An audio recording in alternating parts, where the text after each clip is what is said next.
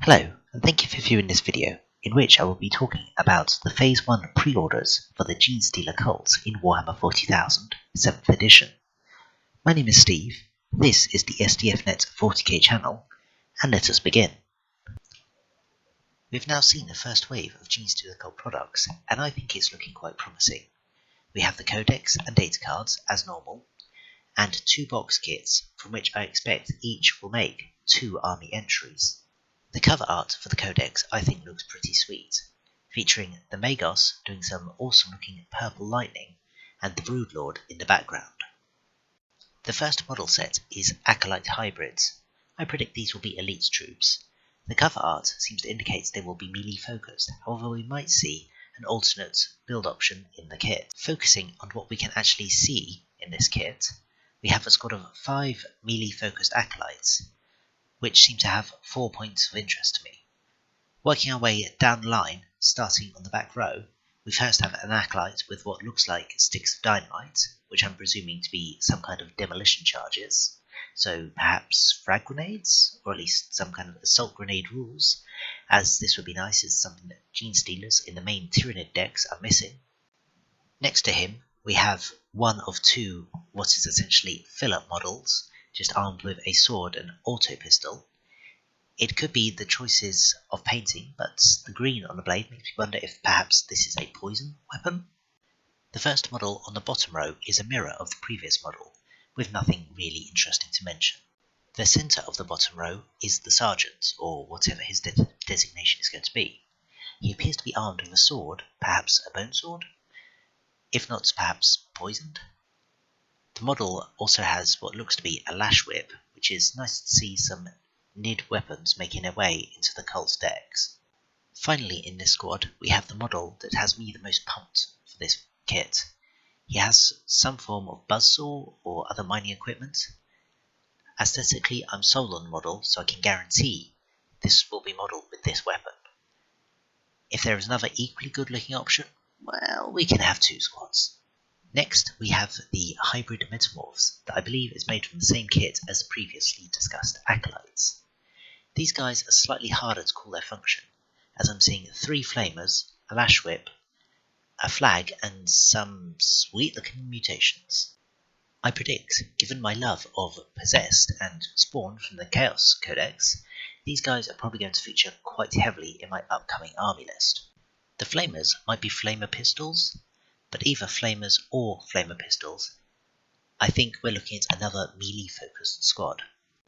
Or if not directly melee, certainly a close quarters squad.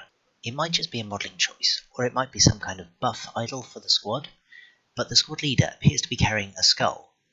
Perhaps the will of the Magos whispers to the leader of this squad through the skull or something? Or mechanically resembling orders from the guard? I shall refer to this as Yorick power until confirmed otherwise. Perhaps before his corruption by the Genestealer Cult, the human who became the leader of this squad had thespian aspirations. Alas, poor Yorick, I knew him well. The next release we're going to have a look at are Neophyte Hybrids. These I'm thinking will be your troops, and be along the same lines as Chaos Cultists. We're going to spend a little longer on this kit, as I'm seeing some interesting selections of weapons, and I'm actually surprised by the quantity of each that is present. We have a number of basic scrubs with autoguns. Interestingly, we also have some shotguns, so that's an interesting alternative to lasguns. In fluff, I would imagine it would be a lot easier for a subversive cult to arm themselves with shotguns, being simpler weapons to build, maintain, and make ammo for than a lasgun. We also see an awesome looking idol. It might just be for effect, or it might be an indication that these might be like Chaos Cultists and able to get buffs, or might give you a leadership buff bubble or mini synapse or something like that. The Sergeant is intriguing as he has a mining pick. This could be a power weapon, or it might just be an aesthetic choice to give a standard melee weapon that is not just another sword. The pistol, however, is my main interest. I believe this might be a web pistol.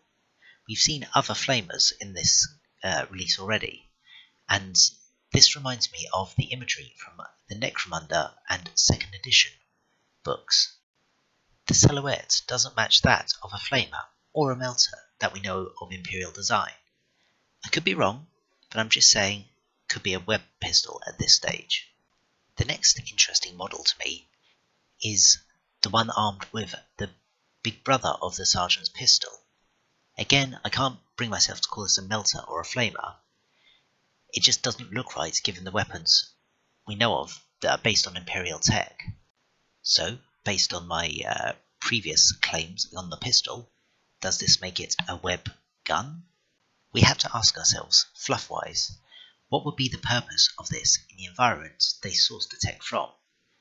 Most of what we see, except the recognisable weapons, are repurposed industrial technology.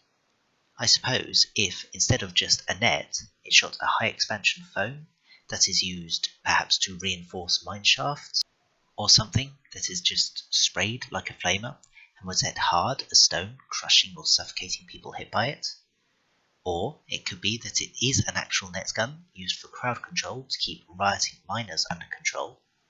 The final models in this kit are a heavy stubber, something we've seen before, but also a new awesome item, the weapon that would be pure speculation on what it is.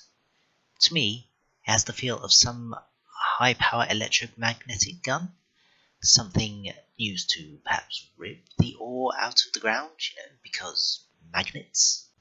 In-game, perhaps this is some kind of pseudo-grav gun. I love the model whatever it is, and like the buzzsaw from the previous kit, I expect this model will feature heavily in any army that I build. So that's my look at the model kits that have been released so far. I see it as 1 troop and 2 elite or fast attack units. In addition to the normal codex and data cards, we have some thematic dice. They look to be the standard premium quality dice with a funky twist. These look to be clear dice with black print obscuring all but a window to the clear centre on each facet that has the Tyranid symbol printed on it. The extra cool part is there appears to be a flourish of purple at the centre of the dice, which, with the amount of backlighting, would give the effect that the purple might be glowing. A nice item and something I'll probably end up on my order, as I'm just a sucker for this kind of thing.